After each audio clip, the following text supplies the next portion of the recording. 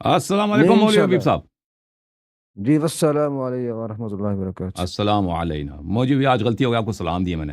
مجھ سے پہلے دفعہ میں بھول گیا تھا اس کو سلام دیے. آج بھی اس پر سے سلام کا جواب نہیں دیا مجھ سے. جو سنت ہے، جو اہل اسلام کا ہے، ٹھیک ہے نا، یہ دوسروں کی تکفیر کرتا ہے سلام دینے میں بھی. آپ پتہ چلے گا نا آج کہ وہ کافر کون ہے، مشرک کون ہے، آج پتہ چلے گا.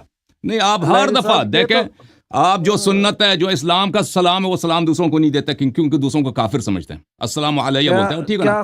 آج پتہ چلے گا کہ مشرک کون ہے. کیا خطبے کے اندر جو نا وہ اکابرین کے اوپر لان کرنا، تان کرنا، یہ سنت ہے جو آپ کرتے ہیں؟ الحمدللہ اس شخص نے اعتراف کیا کہ اس کے اکابرین اہل بیت علیہ السلام کے دشمن ہیں. ہم نے صرف اہل بیت علیہ السلام کے دشمنوں پہ لعنت کیا، تو کہتے ہیں کہ آپ نے ہمارے اکابرین پہ لعنت کیا. تو الحمدللہ آپ کے زبان سے اعتراف ہو گیا کہ آپ کے اکابرین اللہ اور رسول اور اہل بیت طاہرین علیہ السلام کے دشمن ہیں. کیونکہ جو اہل بیت کا دشمن ہوتا ہے وہ اللہ کا بھی دشمن ہوتا ہے. جی ہاں، الحمدللہ ثابت ہو گیا کہ نہیں آگا؟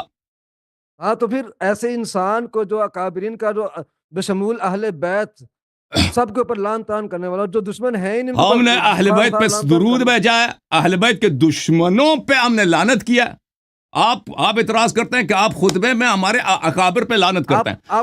تو الحمدللہ آپ نے اعتراف کیا ہے کہ آپ کے اکابر اللہ اور رسول اور اہل بیت علیہ السلام کے دشمن ہیں.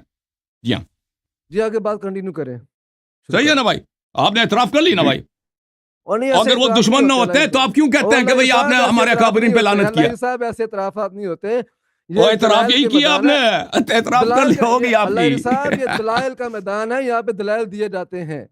یہاں پہ لان تان کرنے دلیل یہی ہے نا کہ آپ نے اعتراف کیا ہے شیخ صاحب.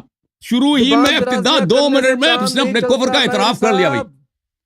اور بھئی ہم نے اہل بیت علیہ السلام کے دشمنوں پہ لعنت کیا.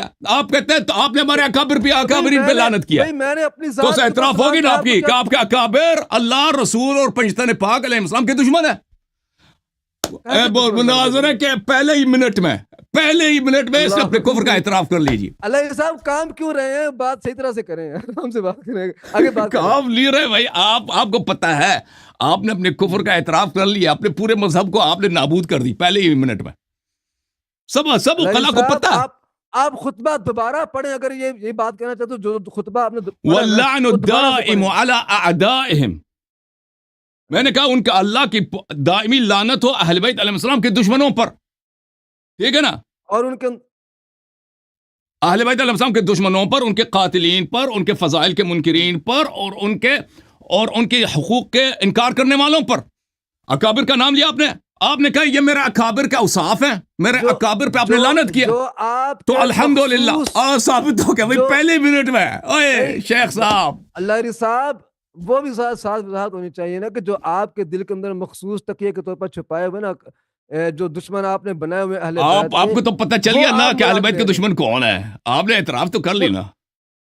اللہ صاحب بات عرف پہ ہوتی ہے، الفاظ پہ نہیں ہوتی بات. آپ نے اعتراف تو کر لی نا. آپ کہہ دیتے بھائی ہمارے اکابر پہ آپ نے لعنت نہیں بھیجی کیونکہ ہمارے اکابر تو اہل بیت علیہ السلام کے دشمن نہیں ہے. اس کے اوپر ہوا کرتا ہے. آپ اعتراف کر رہے ہیں کہ ان کے اور اس کو بھی پتہ ہے شیخ صاحب، آپ یہ اعتراف کر رہے ہیں کہ آپ اکابرین کے اوپر لعن طعن کر رہے ہیں. لقد رضی اللہ عنہ المؤمنین. آپ نے خود بھائی آپ نے اعتراف کیا. آپ کے ذہن میں بھی، عرف کے نزدیک میں بھی، شرع میں، تاریخ میں جو اہل بیت علیہ السلام کے دشمن ہیں وہ کون ہے سب کو پتہ ہے جی، ٹھیک ہے نا.